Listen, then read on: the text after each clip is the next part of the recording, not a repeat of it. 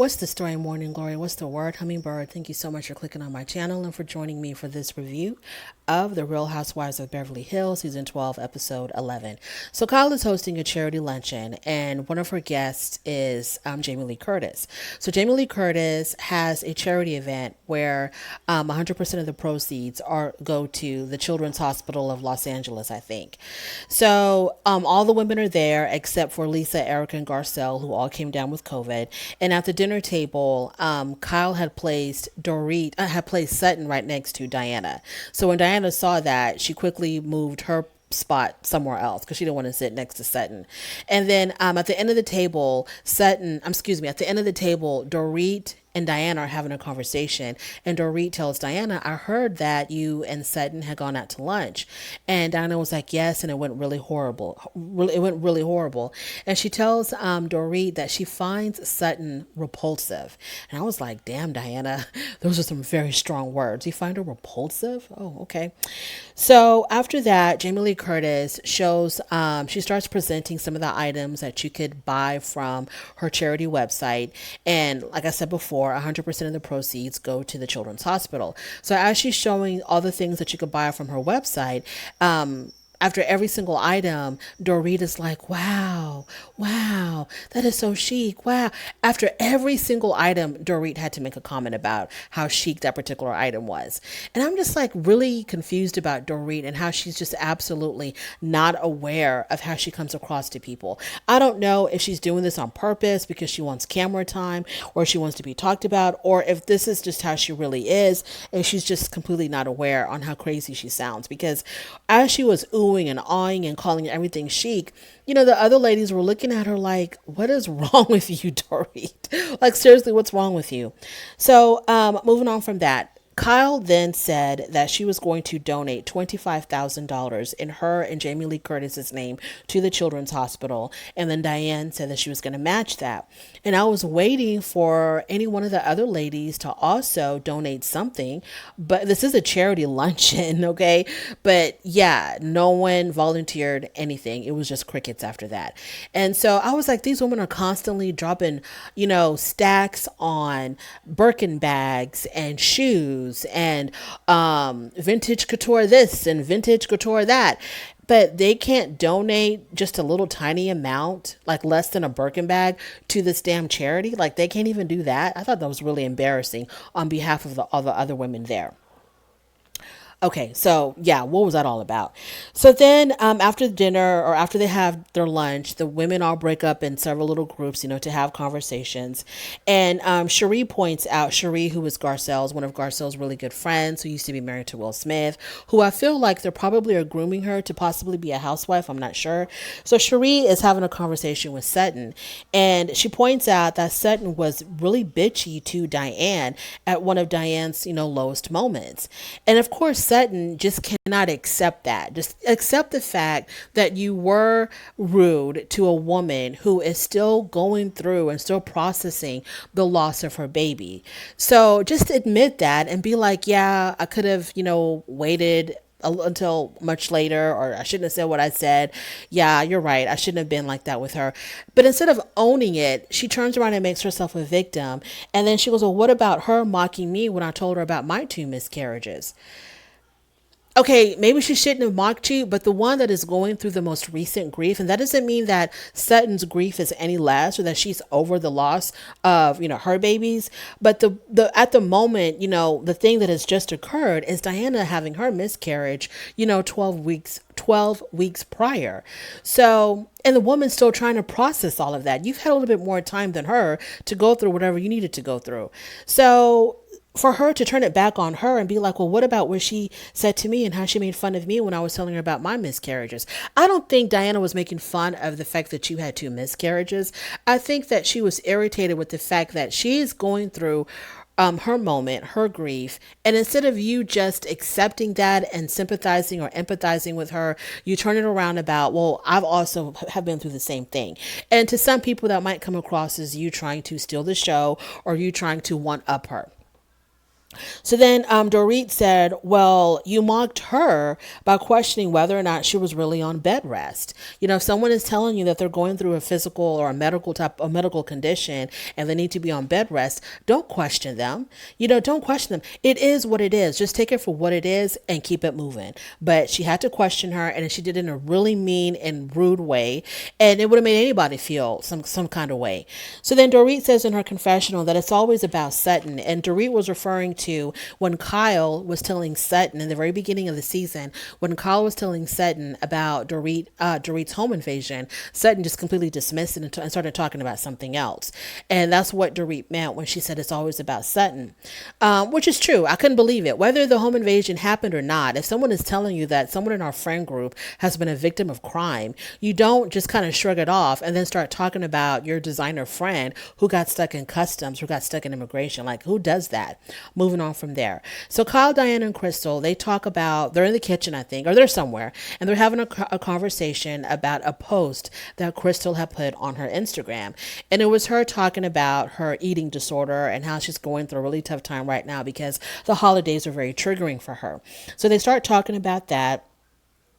And Crystal starts to break down, and Crystal says that that being in her body sucks. She really hates being in her body. And then they show us pictures of her back in, I guess, like in high school, where she said she was always put in, like, when they took any type of like class photos or team photos, she was always in the very back. She kind of stuck out because of the fact that she was so much taller than everybody else, and the fact that her body was built a little bit differently.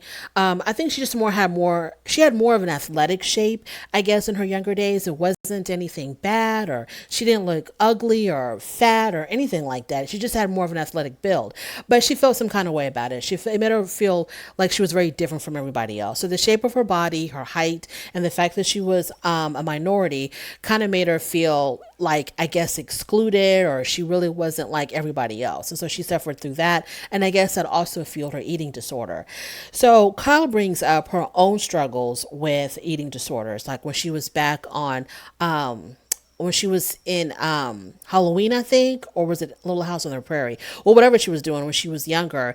She wouldn't eat, and she got all the way down to like 99 pounds. And so I found it kind of funny how when Kyle brought up her own eating disorder, it was seen as her being very sympathetic to Crystal. But then on the boat, when Sutton brought up the passing of one of her relatives, after Diana talked about the passing of her brother, it was seen as Sutton stealing the attention or one-upping Diana. So I'm like, what's the difference between the two? I didn't understand. Like, when Kyle does it, it's fine. But then when Sutton does it, she's competing. She's being competitive.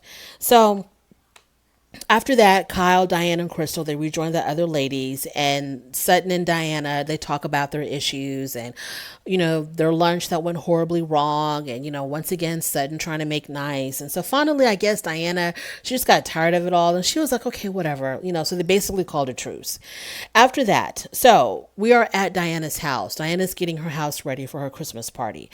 She tells us that growing up in Eastern Europe, because she was from a communist country, they did not celebrate Christmas at all. And the first time that she really saw Christmas being celebrated was when she was in London, and she was just, really mesmerized by all the bright lights and the decorations, and she really loved it. So she wants to have this really big Christmas party, and she has hired like a professional team to come and completely decorate her home. I mean, I wish we could all do that, to come and completely decorate her home for this party. So like Christmas trees and Christmas decorations, out the yin yang. So she's really excited about her Christmas party. So then we see a scene with Kyle. She's at her sister's house, her sister Kathy's house, and they're having caviar baked potato. I've never had caviar before, so I have no idea what it tastes like, other than I know that it's salty from what other people have said. But caviar and a baked potato with sour cream and butter, I wouldn't mind trying that, to be honest with you. Moving on to Diana's Christmas party. So Dorit can't attend because she came down with COVID. Sutton also came down with COVID. So we're going to be doing without those two. So Kathy Hilton arrives at Diana's Christmas party. And I noticed that Kathy, I don't know what's going on with Kathy Hilton, but she shook Ava's hand, Ava being the girlfriend of Ennis, who was the oldest son of Diana. She shook Ava's hand, but then she fist pumped Ennis. She hugged Crystal, like gave her a physical hug, but she only gave an air hug to Garcelle. So it's like, how come with certain people you're taking precautions, with other people you're not? Like I didn't understand that. So after that, Crystal talks about her eating disorder and how the holidays, or she's talking to Erica. She's having a conversation with Erica about it, and how the holidays are very triggering for her. And so Erica asked her what type of eating disorder does she have. Was she the kind that didn't eat at all, or the kind that would eat and then purge? And she said that she would be the one that would eat and then throw up. And so Erica was asking some very like deep, detailed questions. And she was asking her, after she eats, does she feel guilty? And that's why she feels the need to throw up? And Crystal said yes. And then Erica suggested that Crystal take laxatives. And I was just like, what, Erica? So Erica obviously had too much to drink once again. And when she gets drunk, she gets very reckless with her mouth and says some very inappropriate things. For example, what the things that she was saying to Garcelle's sons at Garcelle's birthday party. So you would have thought that she would have learned her lesson from that whole scenario with Garcelle and her sons, but evidently not. Like, how can you tell someone with an eating disorder how to further fuel their eating disorder? Like, how could you do that? But that's what she did. So Erica says that she's the kind of person, she prefers to poop her food instead of vomit her food. So like, Erica has an eating disorder as well. I mean, like, are you trying to bond with Crystal over eating disorders? Like, instead of like saying things, anyways, that was just, the whole thing was really weird. Crystal says in her confessional, is she trying to be helpful, or is she just had too much to drink?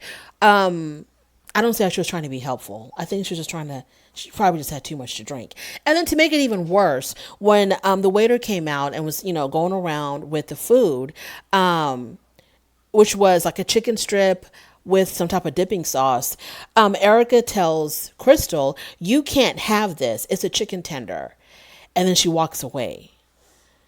And I'm just like, Erica, please stop drinking. And that's another thing about Erica's drinking. So Kyle, when Garcelle, at a previous episode, when Garcelle was having a conversation about Erica's drinking, when Erica was like saying some really not mean, but very rude things to Garcelle's sons. And Garcelle was saying, I need to have a conversation with her because her drinking has gotten out of control. And then Kyle was trying to defend Erica by saying, hey, for however many years that she's been with us, she's been on the straight and narrow. She's never let loose. She was always very rigid. She was very closed off. She never had let loose at all. So like, give her a break. Let her let loose this one time. It's okay for you to say that, Kyle, because Erica was not saying something reckless to your kids. And I'm pretty sure that if she would have said something reckless to your children, you would have been singing a completely different tune, Kyle. You know, Kyle, that Erica is out of control with her drinking. It's okay to let loose. But when you're letting loose and you're hurting other people and you are like basically verbally attacking children, yeah, it's time to cut it off. It's time to cut it off. And then you are saying some very inappropriate things to someone who is suffering through an eating disorder. It's time to cut it off. It's time to no more drinks for you. Take the glass away, take the bottles away. No more. So Kyle, for you to be like, oh, let's just let her have fun. Just let her let loose a little bit. Let her cut up a little bit. She's been so rigid all these years. No, Kyle, you are absolutely missing the whole point. And obviously Kyle probably wants Erica to be reckless because it's more drama involving someone else and not her, because she loves to see other people go through the ringer about their personal lives, but she wants to stay squeaky clean. I cannot stand it. I absolutely cannot stand it. I'm not going to go as far as to say that I don't like Kyle, because I like her. I just, out of all the women on this show, I probably like her the least, because she's the one that's, you're talking about Erica being closed off for all those years. Kyle, you're the one that's very, very closed off about your own life. Your own life. You don't want to talk about anything. There's no way that your life is that perfect. There's just no way. But you want to talk about everybody else's mess. You want everybody else to reveal the drama in their lives. Kyle, shut up. That is my review. Beverly Hills. Thank you so much for joining me. I feel like I was all over the place. I really do appreciate it. On your way up, please don't forget to rate the video. If you like this content, please subscribe. And I'll definitely talk to you later. Bye.